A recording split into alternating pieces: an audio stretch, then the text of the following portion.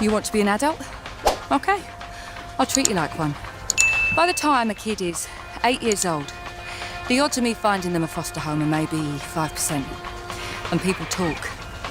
You get a reputation for running away, acting out.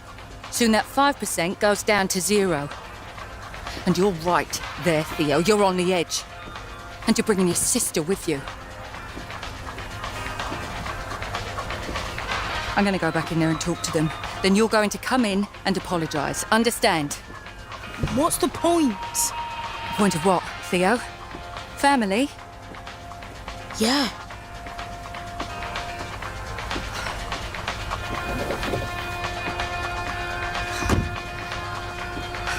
She's right, Theo. We need a family.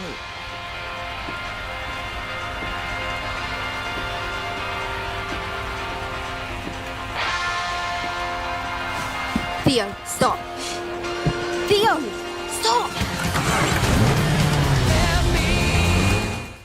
And just to fill you in what you were seeing there, so young Theo and Cass in the backseat of the multiplayer, getting a bit of a telling off from their social worker.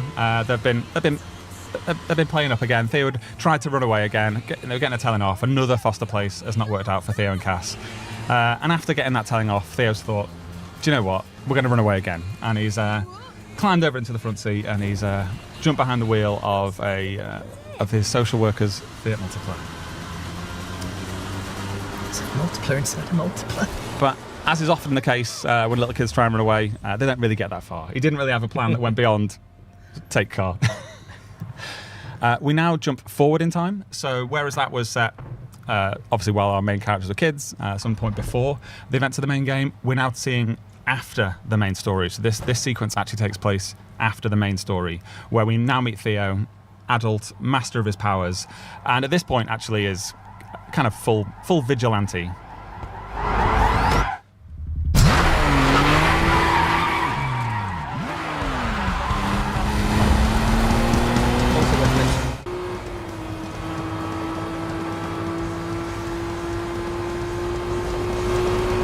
Assuming you managed not to raise the alarm, I'm ready to meet you at the rendezvous. Yeah, right. Do you reckon these guys will leave me alone if I explain the score good course? Sterling idea. Why don't you pull over and try? Not to rush you, but I do have dinner plans. Yeah. Hang on, Percy. I'll think of something. Oh, yes, I know. You always do. Good driving. That's why we bring you here.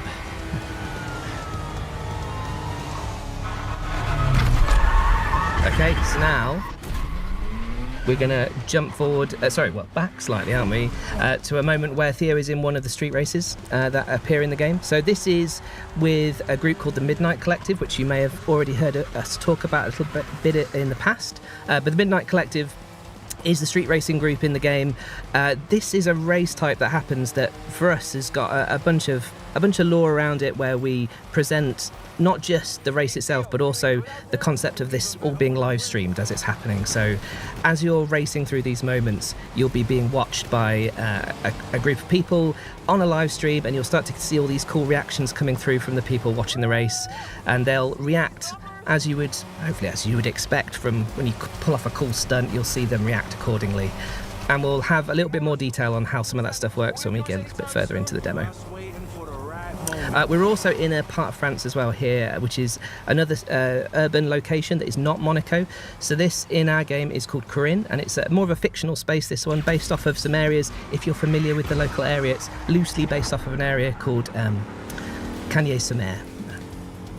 All right, we'll now do a little time jump again, and we're going to meet Cass for the first time. So this is the player's first chance to play with Cass, and also this is their first chance to get a feel for some of the off-road play in Clutch. Again, as with the previous sequence, we thought this is a part of our open world, so this is somewhere that you'll be able to go and explore as part of the open world of Clutch when you jump into the game.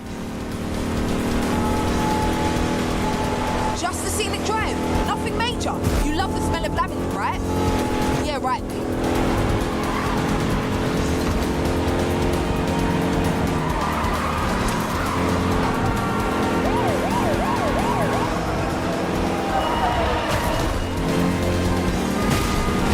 Oh, this. Theo, if I die, I'll play with you.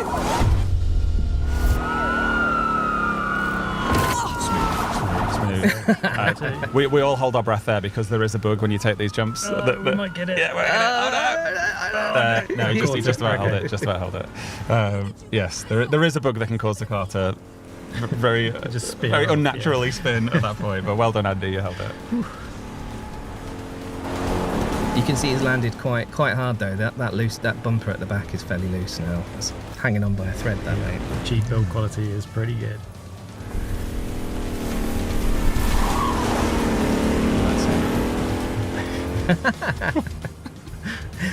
Okay, right. So now we are going to go up to present day. So this is kind of where I guess the big story that we're going to tell in this game really starts to take place.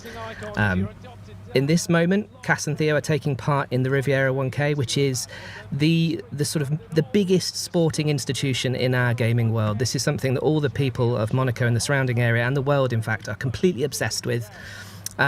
Cass and Theo are part of the team Celeste Marshall, and it is run by their adopted father here, who is Ludo. And Ludo is played by an amazing actor called Gregory Montel, who anybody from France that's watching this right now might be familiar with Gregory. So he's been in a lot of French cinema and French TV, and does a fantastic job of playing Ludo, who is... He's an interesting, complicated character, sometimes comes across as a better coach than he does a father.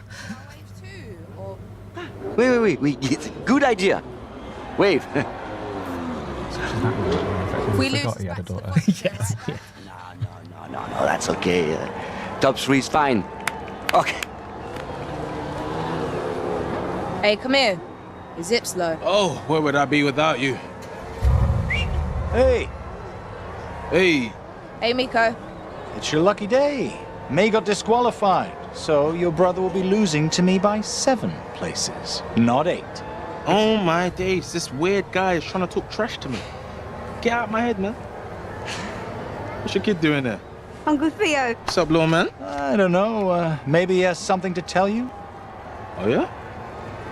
You're sloppy off the line and you lack proper commitment on the first corner. Oh. Fuck you, little man. Any advice for me? So Nah, you're better than there's a couple of other things that are worth mentioning with the R1K that we're pretty proud of. So we worked really closely with a real-world F1 designer, livery designer that is. So they helped us come up with all the great, cool livery designs that you see on all the cars. So all those teams are ever present in every single race that you'll do. So you'll be racing against those same teams in each of the R1K events that you take part in. And as well as that, we actually did a load of work with our narrative team. So we spent the time to think about the R1K and its history.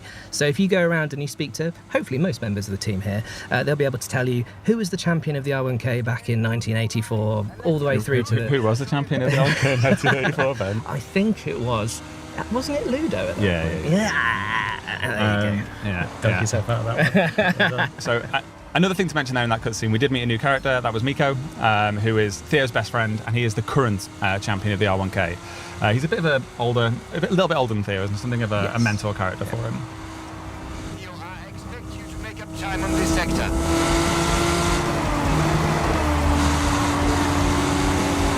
And I guess also in stark contrast to the stuff that you see in the street races, this is as you see, it's like proper traditional motorsport racing. So it's all about taking the best line and doing all the things that you would need to do to be great in a proper motorsport race. Also worth mentioning, which if you were paying attention, you might have spotted. A completely different UI style in the different modes as well. So in the Midnight Collective ones, it has that kind of live stream aesthetic, whereas here it's more inspired by like professional sports broadcasts, so Sky Sports, ESPN, those sort of things. Just give it that kind of like very professional motorsport aesthetic.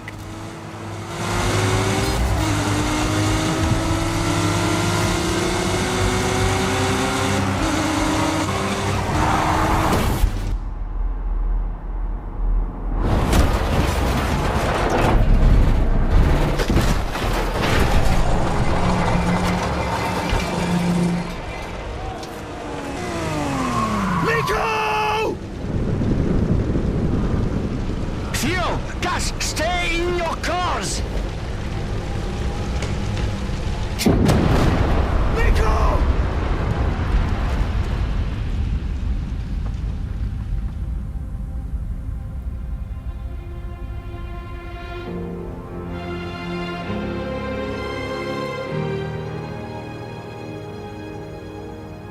And from there, we're now going to meet a new character. This is George McBride. He is the CEO of the R1K. This is a couple of days after the crash, and we're now going to kind of see the aftermath of what happened after what we've just seen. Myself, I told people I knew the risks. I said I knew what I stood to lose. But it's the ones who are left behind who lose the most. If the R1K cannot be made safer, I will drive a stake through its heart. Because this race cannot and will not be allowed to ever hurt another driver. Not under my tenure. We have 2 drivers dead. 3 more in intensive care. I understand that the R1K is historic, its 100th year, but changes have to be made. Automated driving systems are now fully capable of... Automated driving systems are now fully capable Mr. McBride, of... you're talking about AI? Letting computers drive the cars instead of people? No, absolutely not. But traction control, brake assists, collision detection. We use automated systems in commercial vehicles because we care about the safety of our civilian drivers. Don't we care about our drivers too? They're our family. Given your history, your injury, can you be impartial on this? My history makes me biased towards keeping my drivers alive. Thank you. If we had this before, Miko wouldn't be dead.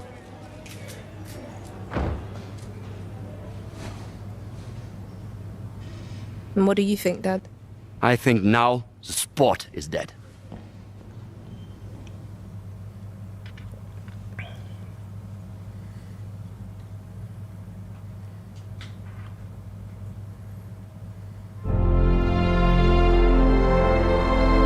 So, this feels like a nice time to mention music, as you're hearing a beautiful, swelling piece of music just now.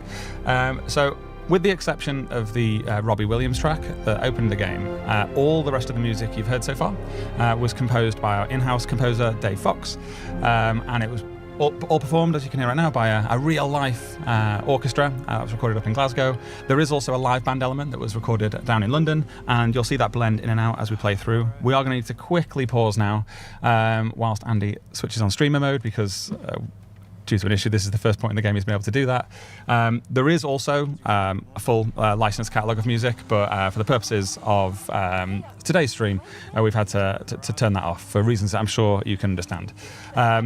But yes, there is a full, almost film scores worth of original composition that will soundtrack all of the kind of key dramatic moments throughout the game, all of our cutscenes, a lot of our missions as well. Cool, yeah, and another cool thing that's worth mentioning here, perfectly teed up actually, because it's a perfect moment. The lighting system in this game, we spent a long time really making it sing. So we're making use of something we call sky capture technology. So we take lots of beautiful high-resolution photography of a sky over a 24-hour period, and then that drives our day-night cycles in-game. The really cool thing about the way we're using it in this game is that we also get to plug that into Lumen, which is something that's obviously a key part of Unreal 5, and it's just been amazing because it means all of that great data gets bounced around the scene, and you get all lovely bits of ambient light everywhere where you'd want it, ambient occlusion, all that stuff really sings, and it also makes all the materials in the game just really look like the real-life counterparts. So tarmac glistens as you'd expect at this time of day, all the metalwork on the cars look fantastic. So yeah, props to the lighting team because they've done some absolutely incredible stuff. Yes. What the heck's going to happen next? Ça c'est de la merde. Guys. Jesus. Hey, Theo. They just sent their new directives. I know where this ends. Empty cars, no drivers, no sport. Guys. Maybe we should just file a complaint. When a plane crashes, they don't ban pilots. Racing is about courage. It's about risk. The very things that make a life meaningful. Guys. I'm done. Don't be stupid. Well, after something like this, keeping a routine is probably healthy. I'm done. For the rest of the year at least, maybe longer. I don't even know. You have sponsors. You have a contract. You have promotions. So you stay. We have to keep the sport alive. Mika's dead, Dad. I'm done. He died. You lived. If you don't race, what are you leaving for? What am I living for?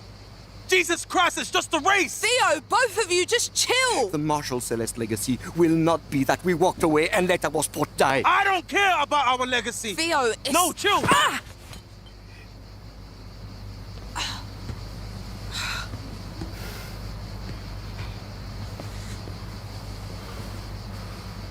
Get out! Out!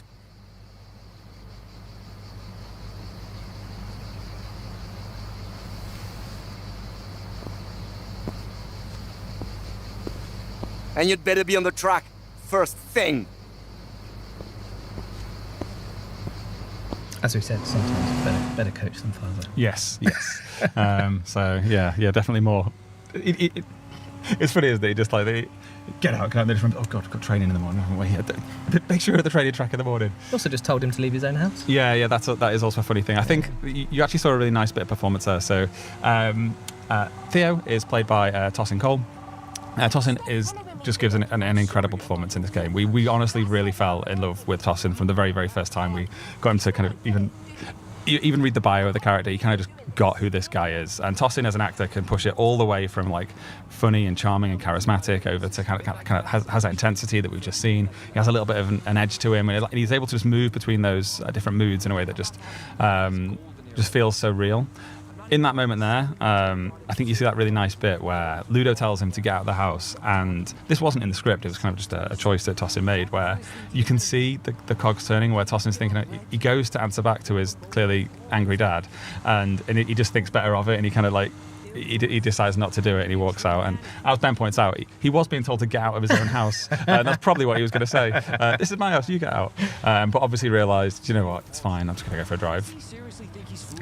Also, cool moment here as well, like, because this was a question that I got asked a couple of times when we were showing this in LA not so long ago. But that stuff you can see in the background there, that is all part of the world that you can explore. That's not a background. That is actually part of that Cagnes-sur-Mer based area, Corinne, that we were racing through in the intro. R1K.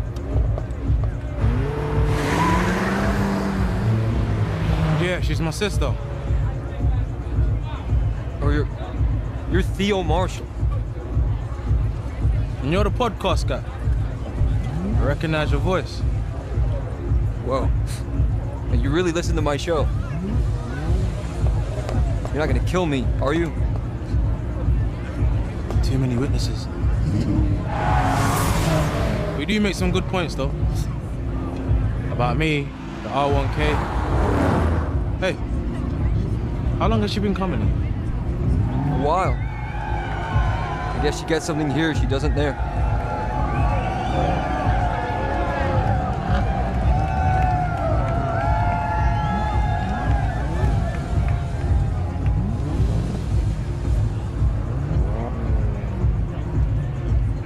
Hey, Marshall.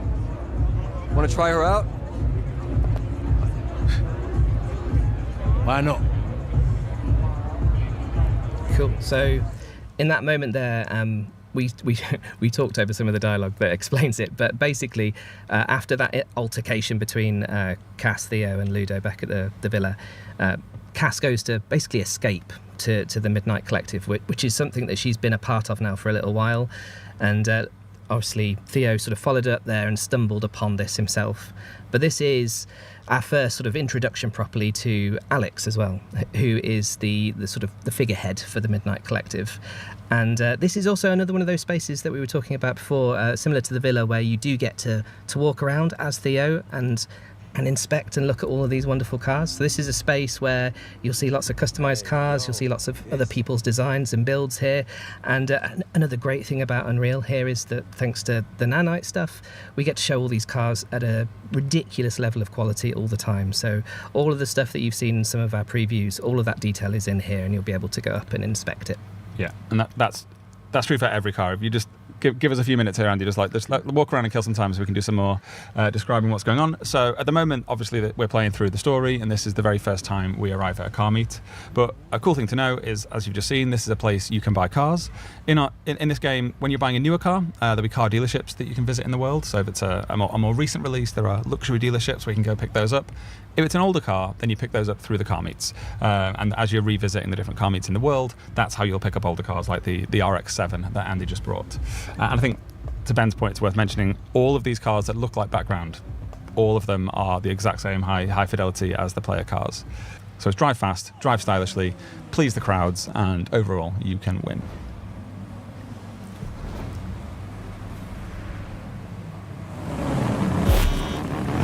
Reminder, Andy, there was that question to check out the different camera angles, if you could be so kind. So we've gone from chase near, that's chase far, so a little bit further out. This is the first-person interior cam. Fun thing about the interior, as you will have seen in one of our previous videos, is that we do have interior customization, so you'll be able to get your fluffy dice, which we have now paid an outsourcer to make. And you can put your toys on the dashboard, you can swap out your wheel, all that stuff.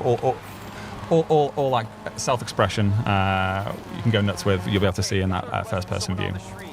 Here's something that's going on. So one of the people in chat has put in a flare request. In this instance, it's a drift. So if Andy, as he did, responds to that request from chat, then he can earn both more viewers, which pushes him up the race leaderboard, but he also gets some money for that as well.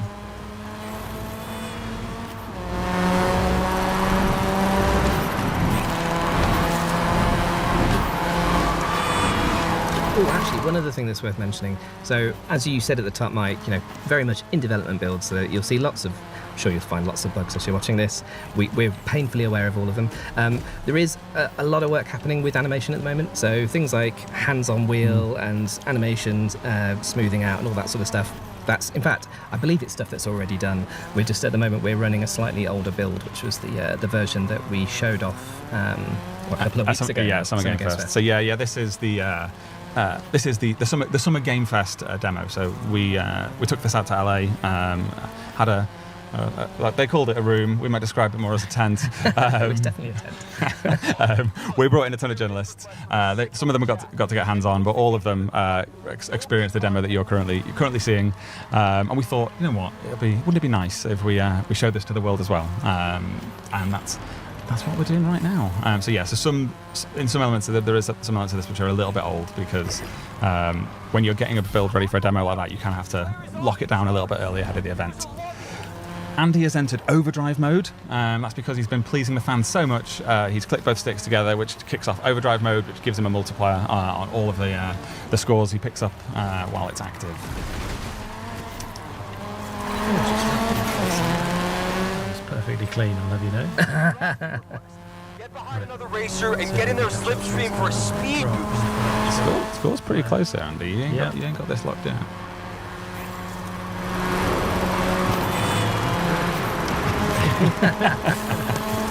Yeah, for reference, Andy's actually a professional race driver. He actually has a license. So the stakes are high now. You need to sort this out, mate. You need to win this.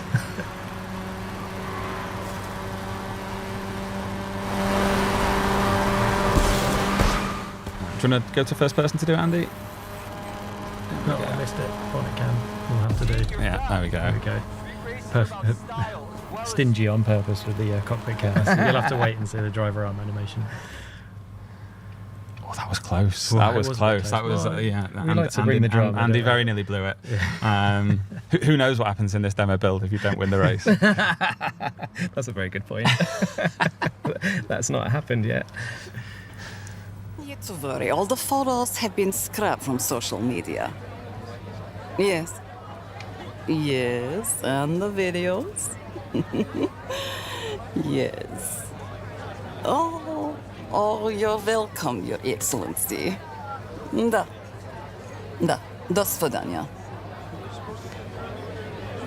You're Emmerich. My friend said you can help me. Please try to look like you're having fun, Theo. I'm not having fun. This is serious. Yes, but if you look serious, people start to wonder what's wrong. You pique their curiosity. And the fact that you secretly sought me out means you don't want them to be Pete, do you? So smile. Voila.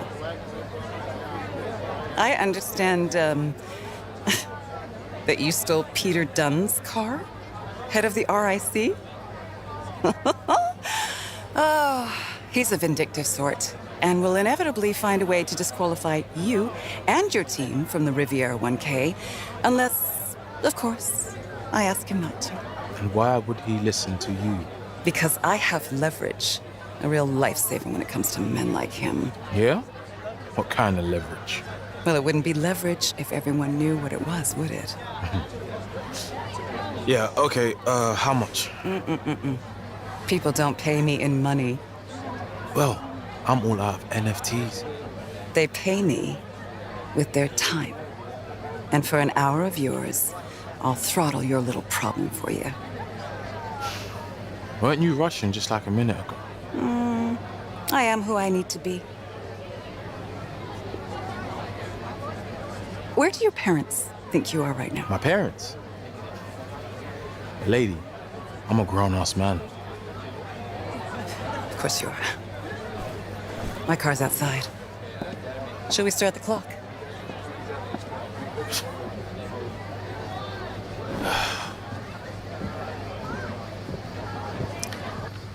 Right, we're not buying it. We're stealing it. Steal it? Hey, no shit. Hey, listen, no, I can't be doing this. Right, look, I've changed my mind. I'll be with you the whole time. You go down, I go down. No, I can't be stealing stuff. I am a professional racing driver. Then you know that anyone who can afford to drop that much money on a car can afford to lose it. And we're almost there now anyway. You know I'm famous. Like you know who I am. Let's see. What do I know about you? You were adopted by racing royalty from a life of poverty. You might have noticed the traffic getting a little bit excited there. Yeah, we are still working on the traffic behaviour. They, as you can see, it's pretty dense. At the moment, we're not able to set traffic density per road type, so they don't know if they're on A road, B road, side road. We're actually, again, that is a thing that we're going to show you a little bit more of and get a bit of a behind the scenes on that one at some point soon. So look forward to upcoming podcasts where we talk about both traffic AI and NPC AI. They're all quite aggro at the moment as well, aren't they? They are, yes. Yeah. Watch out, Andy. They're doing a great job of making me sweat. Yeah. And again, Andy, if you don't mind, if you just take it a little bit slow on this bit to give us an opportunity to talk a little bit about Monaco, and I guess we'll do a couple of questions as well. As you can see, we are in Monaco, which is kind of the main urban location in our game map. Not the only one. There are other cities as well, but this is certainly the largest. And it's actually a little bit larger than real-life Monaco. So we have allowed our fantastic level design team to go in and add a little bit more space where it was needed. Some of the roads in real Monaco are incredibly tight, as I can attest to on one of our research trips when I damaged the rental car. And we've allowed some changes for gameplay reasons, but more or less every road that you would be familiar with in Monaco is represented. All of the kind of key buildings, key landmarks will appear, and on the subject of buildings, I think it's worth noting as well that basically every single building in this version of Monaco has been built uniquely. This isn't a case of there are cookie cutter buildings that you'll then repeat over and over again. The environment team here has done some amazing work to honestly just bring this city to life and make it really feel like a real place. In real life Monaco, I guess because of the affluence, you do just see this like real shifting architecture from building to building, road to road. So it's been great to represent that. Yeah, props to the technical art team actually for putting some amazing tooling together to allow that to actually happen. That car is somewhere inside. Find it for me.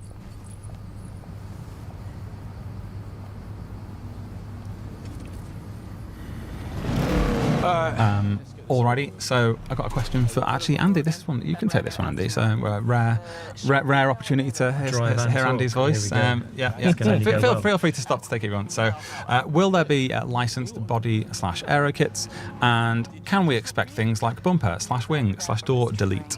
Yeah, absolutely. Yeah, we're working with a whole host of real world aftermarket parts creators and suppliers to make sure that you can customize the cars as your heart desires.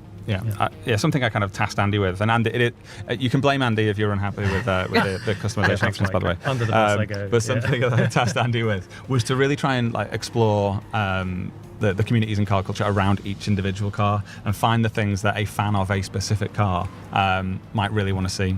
I think, in the interest of perhaps economics, the alternate choice would be we should choose options that can appear on as many cars as possible. We've actually not done that. A lot of our customization options are car specific. They might only appear on one car or one maybe manufacturer of cars. The thing that I actually really love about that is when you do get a new car, there is a little bit of a discovery when you go and have a look in there and see what options are available for that particular car, which I certainly really enjoy when I'm playing it. And as I say, we don't have to blame Andy. We can thank Andy because it I'm really doing is. my best, I promise. We should probably talk a little bit about what's happening right now. Yes. So that we're introducing a new gameplay mechanic here. So the Land Rover we can see there is a security car, which is patrolling this luxury car park. And if we were to get into its vision cone, which you can see on the minimap, it would alert, it would pursue us, and it would say you're not allowed to be here, get out, and we would get reset to the floor above. What Andy did was pulled into one of the parking spaces. It is a BMW. As far as BMW goes, that was a bang-up parking job. And he pulled into the parking space, killed the engine. You saw Theo duck down a little bit. In our game, that means he's invisible, and that means that the AI can't see him anymore. And you'll use that to kind of end a pursuit when the security or the police are chasing you. You break line of sight; they can't see you anymore. You can hide in your car, and that kind of ends the pursuit phase. So you've got that kind of satisfying way to kind of kill it off when you're done with it. And right now, Theo, in case you missed it during the drive, Theo's actually been tasked by Emery to find an Aston Martin Valhalla, which has got a piece of clutch tech attached to it, and she has informed him that it's somewhere in this multi-storey car park, and she's done some shenanigans to make sure that all the doors are working and he can get through. So she's on comms and he's doing the exploration trying to find this car. Question here that says, what do you mean when you call Clutch a driving game instead of a racing game? What do you mean?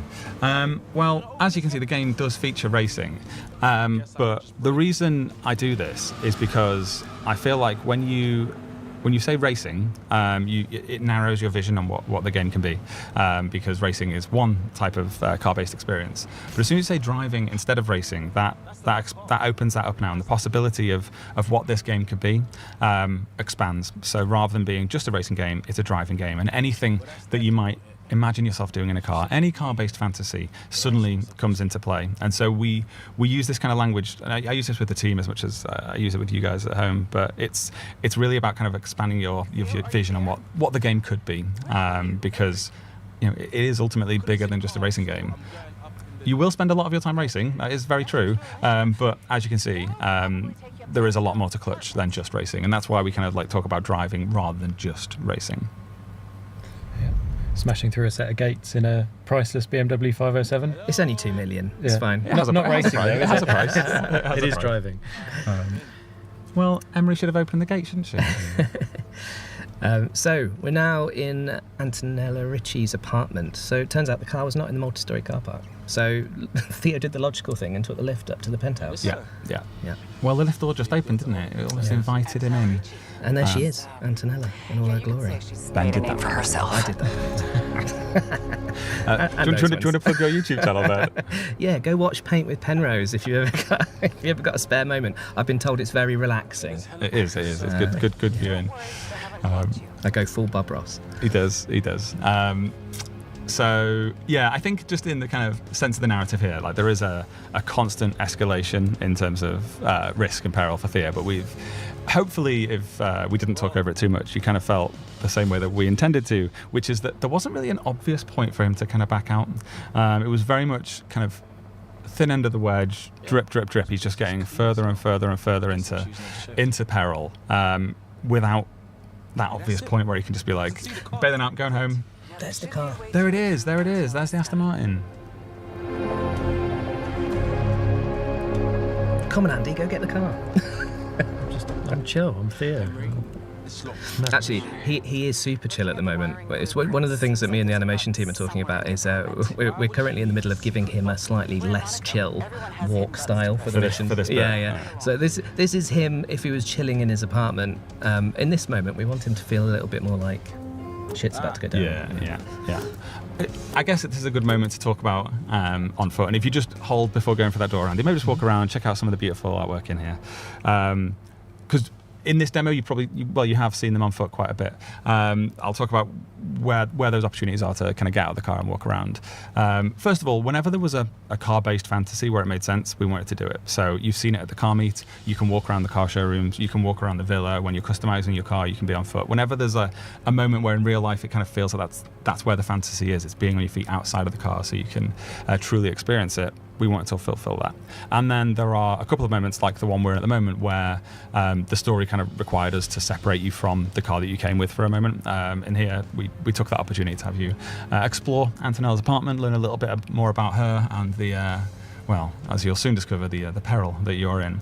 But the truth is, you don't actually spend that much time on foot really in this game. I wanted to mention that just because we've had those two moments relatively close together here. But it doesn't actually happen that often. Right, let's see what's through this door. God, Emery, what the hell is this? Some sort of torture room. Oi! Have you got me stealing from the fucking mafia? Try to keep your head, Theo. Is that what you said to the last guy that did you a favor? Relax. This won't trace back to you. Just get to the car. It's in the next room. Emery? Not to rush you, but looks like security are on their way up. Security? It's locked down. There's no way out. Get that car. It's the only way.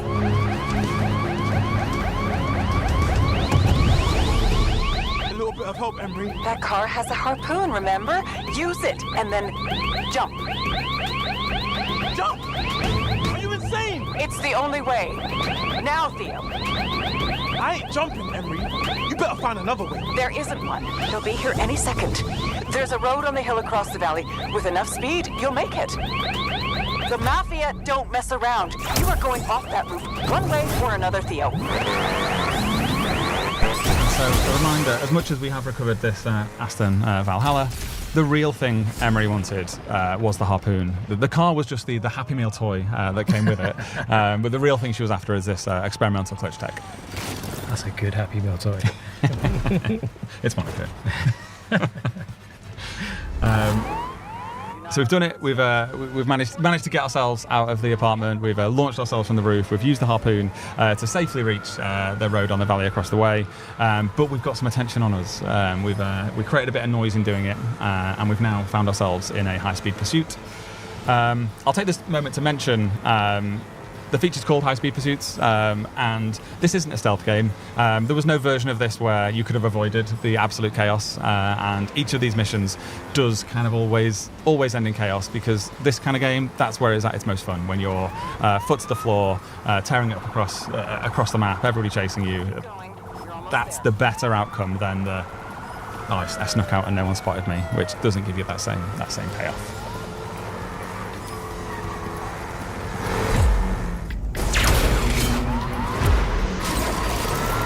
Nicely done, Andy. So what we saw there was kind of there's a few of these in the world. So Andy's got the harpoon attached at the moment, and you can use it if you wanted to, Andy. Maybe use it on that car in front of you. Yeah, you could use it if you want, mate. I'll get the next one. Okay. How about use it now, Andy? Use it. Bloody use the thing with demo in it. So at this point, Andy can point that anywhere. He has free aim, and he can aim at anything he wants. It always is behaving under the same physics system as the cars in the game. It lives in the same physical world as the cars. What we saw in that corner was a kind of helper from one of our designers, which just helps you with the aiming. That is not a completely canned moment. If you mess up the timing on that, it will spin out the car. It's still operating under the same physics it always is. If there's a car in the way when you're doing it, it won't work. You'll hit the other car and it'll fail. So there's a helper on there to help you out with aiming, but you're still operating under the same physics that you're always operating under. From this point, you've now unlocked this harpoon. It came on this car. You are, if you choose, able to attach it to any of your cars. One more moment here, Andy. There we go. Nailed it, sir. Well done. As we said, the AI are quite aggressive at the moment, so coming through that moment unscathed is actually quite impressive.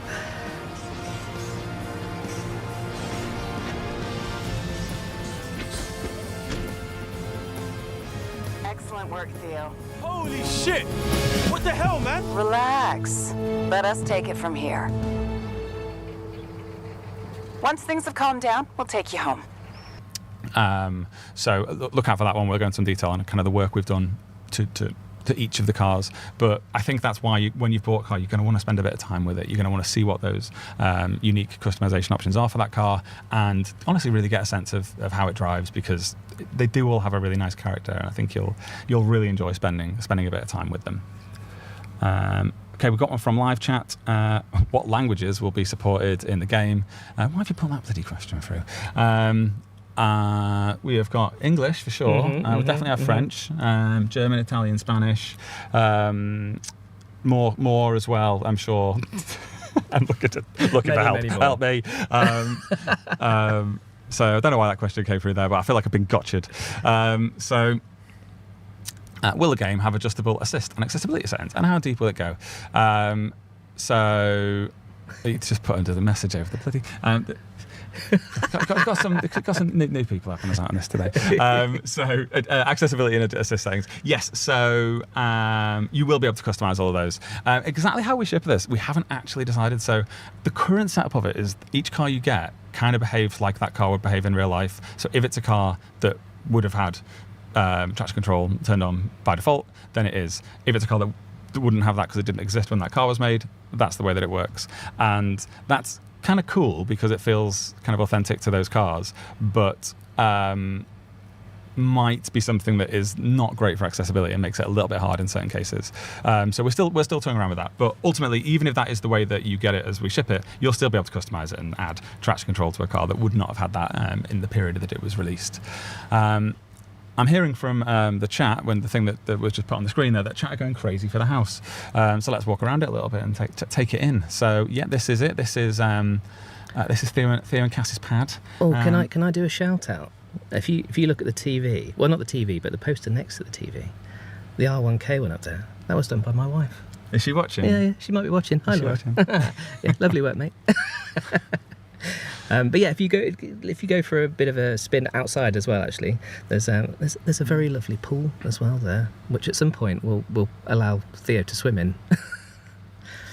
But there's a fun development story here. So so from the very first version of this villa, it had a pool, and I was looking at that going, this is absolute hubris. How stupid are these guys putting a pool on the side of this house? Because if there is a pool, then it's an obvious player desire that you need to be able to go walk in that pool. And I mean, you can show the current implementation if you want, and it's not finished. Done it, so this is well, in some ways that was the same way that Turbo Boy happened, right? It is actually. We put an arcade cabinet in his house thinking this was a nice cool little prop. And then Mike was like, well, you're gonna have to make a game for that now. It's got to be you can't just be going dropping an arcade cabinet and not having a game on it. So at the moment, like for example, there's no swim animation, is clothes don't get wet. But I felt it was absolute hubris putting this next to the villa, an entirely optional thing. No one forced them to do it. But once it's there, then obviously I need to be able to walk the character in it. The clothes need to get wet. It needs to leave wet footprints on the floor. Equally, well, what happens when I get the car in it? Which you can do. And so these guys, by putting the pool on the side of the house, sign themselves up for absolutely loads of work to support it. And I thought it was a very silly include. I felt like you could have just skipped all that by not having the pool. We'll do it. It'll get wet. It'll swim around. Well, it'll wade around and it'll get wet. But most importantly, you can bounce around the flamingo flexi. That's key requirement. Of course. Done. There's a question here about clutch tech. So should we go for a drive? Can we learn more about clutch tech? We can. So we're not going to reveal them all just yet. There are 6 clutch techs. Obviously, we've just unlocked the harpoon.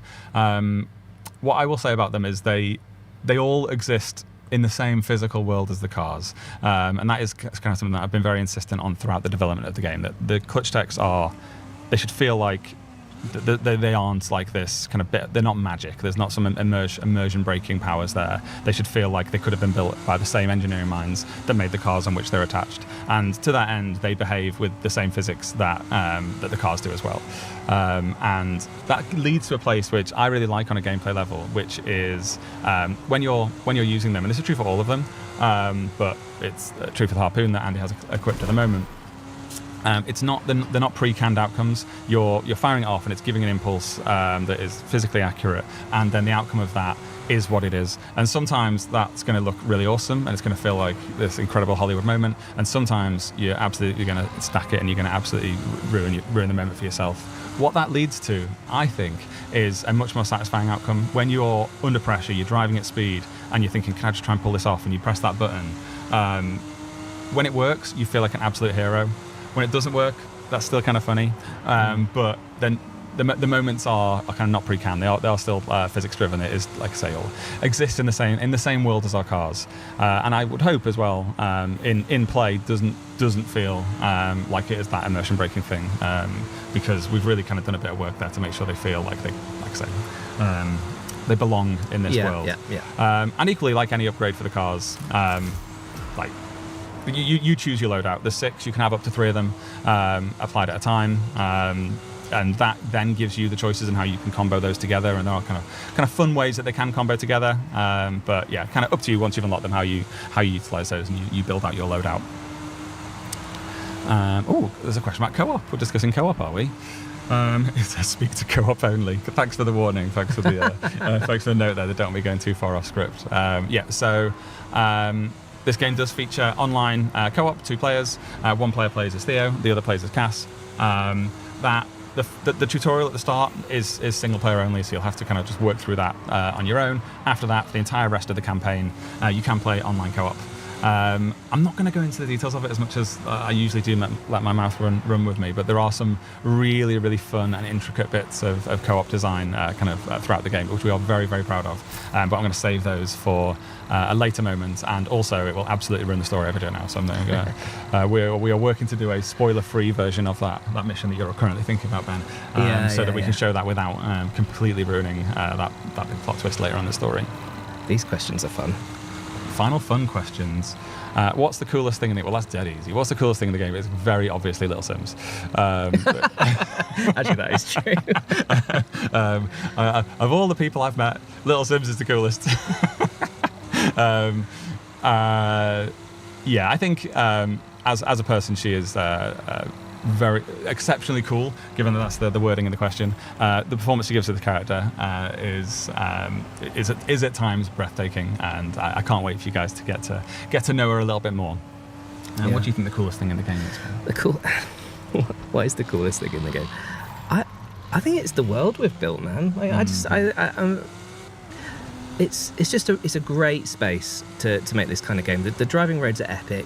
We spent a bunch of time, doing some awesome research trips with the team where we went and saw this stuff for real, and came back just massively inspired. And I'm super proud of what we've been able to build as a play space. I think people are going to have a ton of fun with it.